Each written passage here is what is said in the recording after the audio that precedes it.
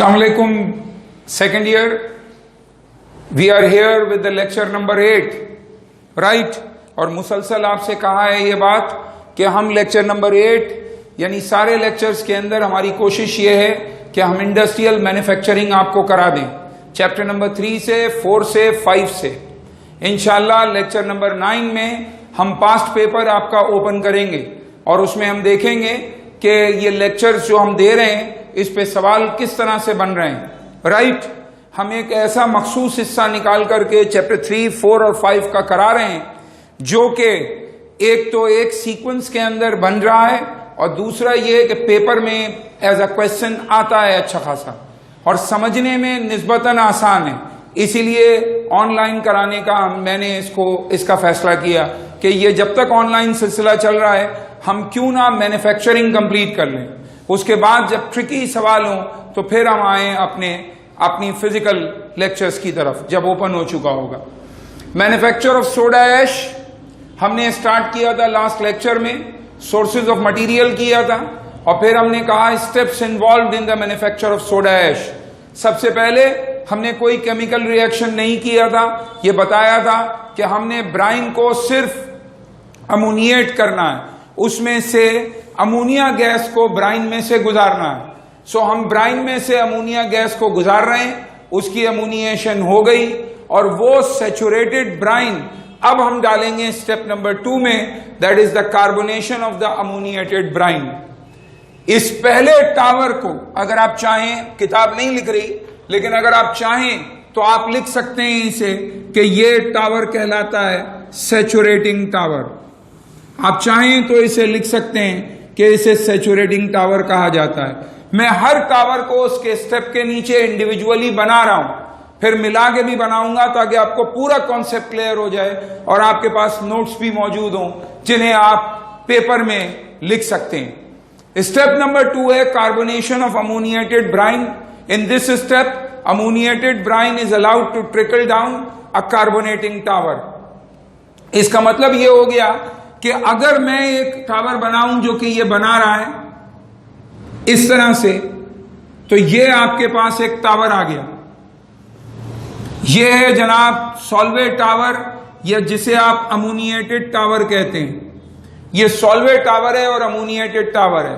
क्या कह रहा है? Fitted with again baffle plates. यहां पर बैफल प्लेट्स लगी हुई हैं, बिल्कुल वैसे ही मशरूम शेप रेगुलर इंटरवल पर, जिनमें छोटे जो है वो आपके पास क्या मौजूद हैं? होल्स मौजूद हैं, टाइनी होल्स मौजूद हैं। सही है जी। अब जरा समझिएगा, ट्रिकल डाउन यानी ब्राइन जो है वो ऊपर से नीचे आएगा, राइट? क्या कह रहा है? In this step ammoniated brine is trickle down a carbonating tower called Solvay tower. ये ऊपर से नीचे आएगा ब्राइन, बराबर वाले केस से ब्राइन, ठीक है जी। और कौन सा ब्राइन है ये अमोनिएटेड ब्राइन है जो सैचुरेटिंग टावर में जिसकी अमोनिएशन हुई थी। Carbonation of ammoniated brine, look at this, right? And meets an upward current of the carbon dioxide. आप कार्बन डाइऑक्साइड गैस यहां से एंटर करेंगे, ठीक है? सवाल ये पैदा होता है कि ये कार्बन डाइऑक्साइड गैस कहां से आ रही है? कह रहा है ऑब्टेन्ड बाय हीटिंग लाइमस्टोन।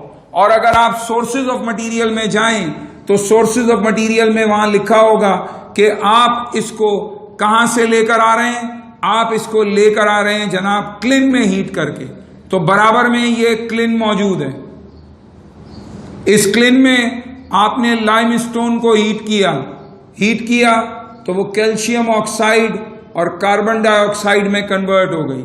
ये कार्बन डाइऑक्साइड गैस यहां से निकाली गई और यहां पर ये इधर आ गई कार्बन डाइऑक्साइड गैस, पंप कर दी गई।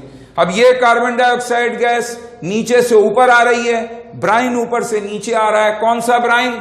अमोनिएटेड ब्राइन, और दोनों मिक्सअप हो गए। अब क्या कह रहा है? The baffle plates check the flow of liquid and breaks up carbon dioxide into small bubbles. जब ये नीचे से ऊपर जाएगी तो कार्बन डाइऑक्साइड के हल्के हल्के बुलबुले होंगे और वो बुलबुले जो है वो ब्राइन से रिएक्ट करते जाएंगे to ensure good conditions for the reaction. ख्याल रहे पिछले केस में हमने रिएक्शन का वर्ड नहीं लिखा है, क्यों हम कह रहे हैं सिर्फ सैचुरेशन। पिछले केस में कोई रिएक्शन नहीं हुआ है, सिर्फ सैचुरेशन हुई है। सोडियम क्लोराइड और अमोनिया का कभी कोई रिएक्शन आपने नहीं पढ़ा होगा, होता ही नहीं है, right. The carbon dioxide and ammonia react to give ammonium and bicarbonate ion. Carbon dioxide और अमोनिया ने रिएक्ट किया वाटर के साथ, अमोनियम और कार्बोनेट आयन बना। लेकिन कार्बोनेट आयन की खूबी यह है कि वाटर और कार्बन डाइऑक्साइड की प्रेजेंस में वो दोबारा रिएक्ट करके फौरन बाइकार्बोनेट आयन बन जाता है। यानी अगर मैं अमोनियम कार्बोनेट का एक बॉटल लूं, सील पैक, उसे ओपन करके थोड़ी देर खुला छोड़ूं, तो वो किस में कन्वर्ट हो जाएगा? Ammonium bicarbonate, right. क्योंकि ammonium carbonate readily reacts with carbon dioxide and water from the moisture, और यहां तो मौजूद ही है ऑलरेडी कार्बन डाइऑक्साइड और वाटर, राइट। तो आप चाहें तो इसे ऐसे लिख सकते हैं और आप चाहें तो ऐसे लिख सकते हैं कि पूरा अमोनियम कार्बोनेट है, दोबारा रिएक्ट करें, अमोनियम बाइकार्बोनेट में प्रोड्यूस हो जाएगा। Is that clear? यानी कि आप चाहें तो इसे कंबाइंड फॉर्म में भी लिख सकते हैं और चाहें तो इस तरह भी लिख सकते हैं इक्वेटेड यानी आयनिक फॉर्म में, कोई इशू नहीं है। अभी मैं इस तरह भी लिखवा रहा हूं आपको, जरा बहुत ध्यान से देखिएगा और बात को समझने की कोशिश कीजिएगा। यहां तक इसे जरा सा कॉपी करें।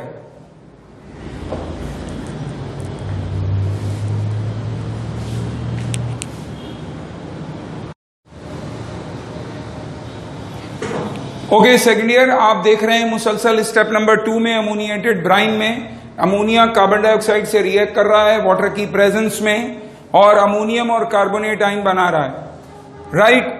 खास बात यह है कि ये जो कार्बोनेट आयन है, अगर वहां कार्बन डाइऑक्साइड वाटर के अंदर मौजूद हो, यानी वो मॉइस्चर की तरह से हो, तो फौरन बाइकार्बोनेट आयन में कन्वर्ट हो जाता है। अब इसके दो तरीके हैं रिएक्शन लिखने के, या तो आप आयनिक स्टेट में लिख दें, किताब में दोनों तरीके लिखे हुए हैं, आप पेपर में से कोई एक तरीका इस्तेमाल कर सकते हैं। मैंने क्यों दोनों तरीके लिखे? इसलिए कि अगर complete and balance the following equation का सवाल आएगा तो चांस ये होगा कि आपको इस तरह का कोई इक्वेशन आएगी, आपको आयनिक स्टेट में नहीं लिखनी है वो equation. 2 ammonia gas carbon dioxide H2O liquid ammonium carbonate, हम तोड़ नहीं रहे हैं इसे, बल्कि टेकन ट्वाइस करके कार्बोनेट एक्वस कर दिया, फिर इसे रिएक्ट करवा दिया। अकेले कार्बोनेट को नहीं रिएक्ट करवाया, हालांकि रिएक्ट अकेले कार्बोनेट ने किया। अमोनियम यहां भी है, यहां भी है, अमोनियम पे कोई फर्क नहीं पड़ रहा। रिएक्शन किसका हो रहा है? कार्बोनेट आयन का हो रहा है। किसके साथ? कार्बन डाइऑक्साइड और वाटर के साथ। किस में कन्वर्ट हो रहा है? बाइकार्बोनेट आयन में। कार्बोनेट आयन किस में कन्वर्ट हो रहा है? बाइकार्बोनेट आयन में। रिएक्शन हो रहा है कार्बोनेट आयन का, इसका कोई रिएक्शन नहीं है। अगर आयनिक स्टेट में लिखोगे तो यहां अमोनियम नहीं लिखोगे, लेकिन अगर मॉलिक्यूलर स्टेट में लिखोगे तो अमोनियम था, अमोनियम है, बट अमोनियम पे कोई इफेक्ट नहीं हो रहा, unaffected by the reaction of carbon dioxide and H2O। Reaction किसका हो रहा है? कार्बोनेट आयन का। कार्बोनेट आयन किस में कन्वर्ट हो रहा है? Bicarbonate ion. अमोनियम जैसे था वैसे है। तो आप चाहो तो ये रिएक्शन लिख सकते हो प्रोसेस में, चाहो तो ये रिएक्शन लिख सकते हो प्रोसेस में, लेकिन ख्याल रखना ये रिएक्शन किताब में लिखा हुआ है, इसका मतलब किताब में वो सवाल आपसे complete and balance the following equation का सवाल वो आपसे कर सकता है। परसों की क्लास में यानी कि लेक्चर नंबर 9 में मैं आपसे पास्ट पेपर डिस्कस करूंगा, क्योंकि काफी मटेरियल आपके पास इकट्ठा हो गया होगा। अभी आप सिर्फ इसको एज अ टॉपिक लो, फिर मैं पास्ट पेपर डिस्कस करना शुरू करूंगा आपसे, तो आपको अंदाजा होगा कि ये पेपर में किस तरह से आ सकता है, किस किस तरीके से आ सकता है, राइट। तो जनाब आपको क्लियर हो गई बात, इधर दिस वे और दैट वे, दोनों में से कोई भी आप रिएक्शन लिख सकते हैं। क्या बन गया आपके पास? Ammonium bicarbonate. ख्याल रखिएगा अभी तक कार्बन डाइऑक्साइड इस्तेमाल हुआ है, पानी इस्तेमाल हुआ है और अमोनिया इस्तेमाल हुआ है। Sodium chloride is still in the solution, लेकिन अभी तक उसका इस्तेमाल नहीं हुआ है। अभी उसका इस्तेमाल होने जा रहा है अमोनियम बाइकार्बोनेट बनने के बाद, राइट।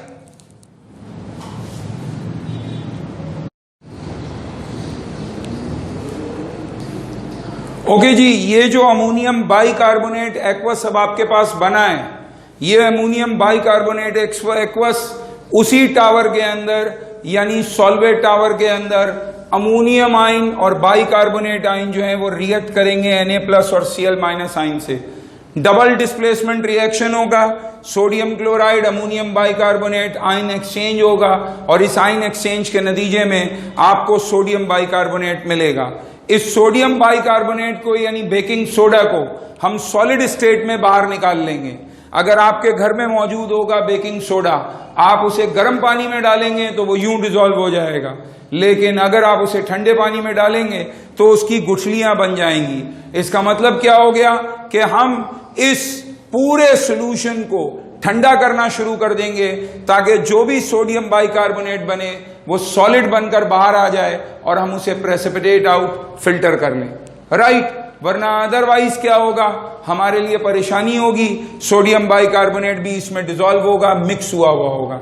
अगर हम चाहते हैं कि sodium bicarbonate baking soda ammonium chloride से अलग हो जाए तो सिर्फ इसका एक रास्ता है कि आप इस टावर को शदीद हद तक ठंडा कर दें। जब आप इस टावर को शदीद हद तक ठंडा कर देंगे, निचले हिस्से को इसके, तो जितना सोडियम बाइकार्बोनेट बनेगा वो सारे का सारा अलग हो जाएगा सॉलिड स्टेट में, वरना अदरवाइज वो इस एक्वस के अंदर मिला हुआ होगा, राइट। क्योंकि रिएक्शन हाईली एक्सोथर्मिक है, क्योंकि जो भी हमेशा याद रखिए जब भी कोई आयन एक्सचेंज का रिएक्शन होगा वो हमेशा एक्सोथर्मिक होगा। यानी अगर आप फर्ज करें सिल्वर नाइट्रेट डाल दें सोडियम क्लोराइड में तो आपको ट्यूब हल्की सी गर्म मालूम होगी, रिएक्शन स्पॉन्टेनियस होगा क्योंकि रिएक्शन एक्सोथर्मिक है। ये रिएक्शन भी एक्सोथर्मिक है, स्पॉन्टेनियस होगा, राइट। अगर हमने इसको एक्सोथर्मिक रहने दिया तो हाई टेम्परेचर की वजह से सोडियम बाइकार्बोनेट इसमें डिसॉल्व हो जाएगा, जबकि हम चाहते हैं कि ये डिसॉल्व ना हो।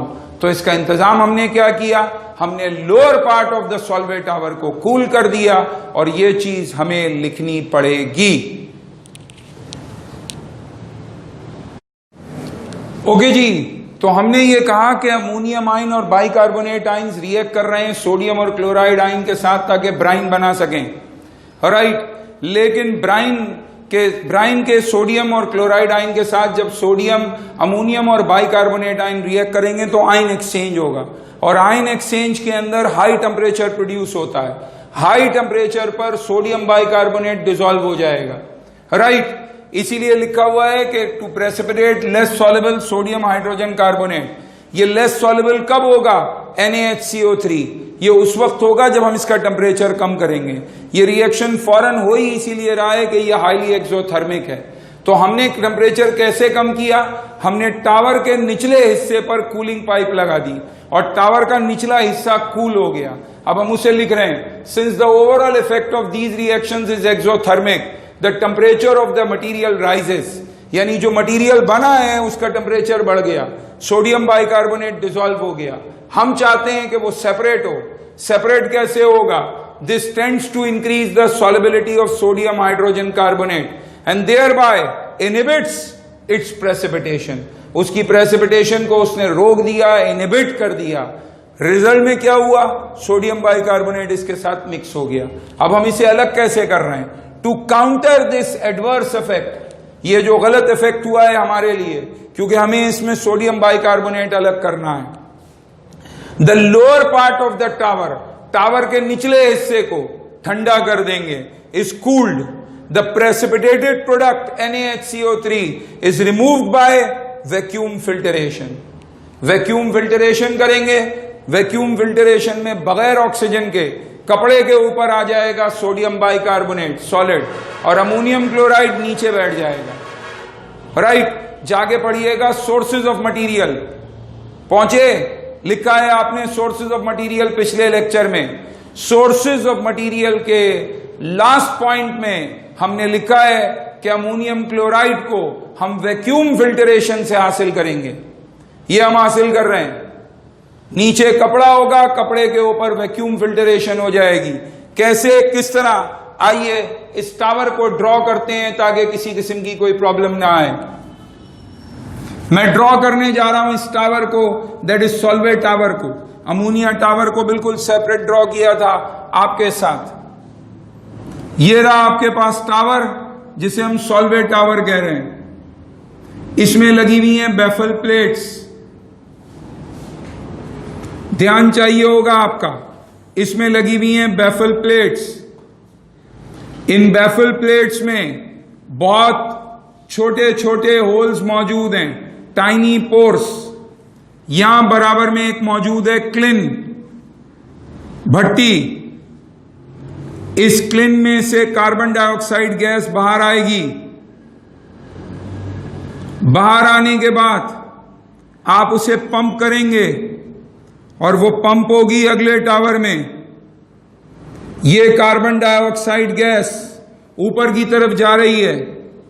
ये ब्राइन आ रहा है कहां से?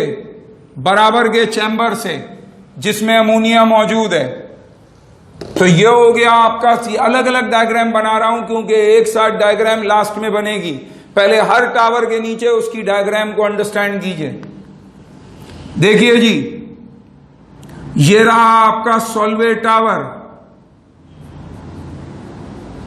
सही है जी। ये रहा क्लिन, भट्टी। इस भट्टी में आपने कैल्शियम कार्बोनेट को गर्म किया, हीट किया।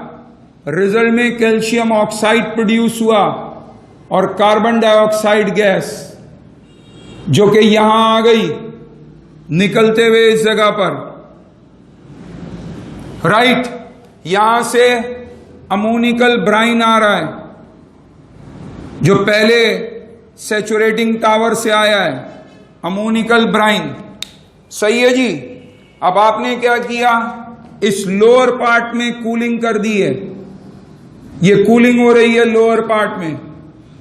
जब ये निचला हिस्सा ठंडा हो गया तो जो सोडियम हाइड्रोजन कार्बोनेट प्रोड्यूस हुआ वो क्या हुआ, प्रेसिपिटेट आउट हो गया। अब आपने इसको बाहर निकाला। यहां लगा हुआ है वैक्यूम फिल्टर। वैक्यूम फिल्टर में ये क्लॉथ है, कपड़ा लगा हुआ है। इस पे जमा हो गया सारा NaHCO3 और यहां आ गया अमोनियम क्लोराइड एक्वस, नीचे गिर गया अमोनियम क्लोराइड एक्वस।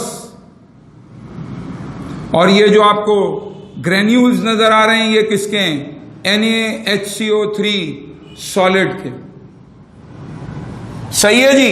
इसीलिए यहां पर भी वैक्यूम फिल्टरेशन का आपको तस्करा मिल रहा है। और अगर आप सोर्सेज ऑफ मटेरियल में जाएं और नंबर 3 देखें सोर्सेज ऑफ मटेरियल में, तो आपको अमोनियम क्लोराइड में भी वैक्यूम फिल्टरेशन का तस्करा मिलेगा। वो यही वैक्यूम फिल्टरेशन है कि कोई भी आपके पास नहीं मौजूद, क्या चीज, कोई भी ऑक्सीजन मौजूद नहीं, और आपने सोडियम बाइकार्बोनेट यहां गिरा दिया, अमोनियम क्लोराइड नीचे जमा होने लगा, जैसे आप आगे ले जाएंगे। पॉइंट क्लियर हो रहा है। अब इस सोडियम बाइकार्बोनेट को आप हीट करके दोबारा बनाएंगे सोडियम कार्बोनेट, वो अगला स्टेप होगा, दैट इज स्टेप नंबर 3। लेकिन मेन कॉन्सेप्ट अब आपको क्लियर हुआ होगा। अब तक हमने 2 चैम्बर्स किए हैं, ये तो क्लीन है सिर्फ हीटिंग का। अब हमारे स्टेप नंबर 3 के ऊपर।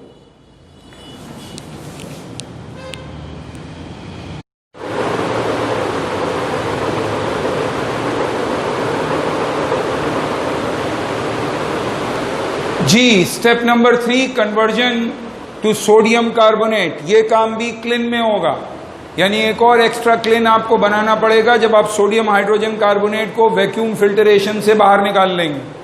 जब वो वैक्यूम फिल्टरेशन से बाहर आ जाएगा तो आप उसे ट्रांसफर करेंगे एक क्लिन के अंदर, और उस क्लिन में आप उसकी हीटिंग करेंगे। The sodium hydrogen carbonate is heated to give anhydrous sodium carbonate, soda ash. Sodium hydrogen carbonate को हीट किया, सोडियम कार्बोनेट मिला, कार्बन डाइऑक्साइड और वाटर। इस कार्बन डाइऑक्साइड जो लिबरेट हुई है रिएक्शन के अंदर, उसे रिसाइकिल करेंगे कार्बोनेटिंग टावर में, दोबारा कार्बोनेटिंग टावर में डालेंगे। जब मैं मिला के पूरा चैम्बर बनाऊंगा सारे, तो आपको बताऊंगा कि किस तरह से हम एक के बाद एक काम कर रहे होते हैं। पूरा चैम्बर बनेगा, right. Soda ash is recrystallise, यानी ये जो सोडियम कार्बोनेट मिला है इसमें पानी नहीं है, इसको हमने रिक्रिस्टलाइज किया, पानी में डाला।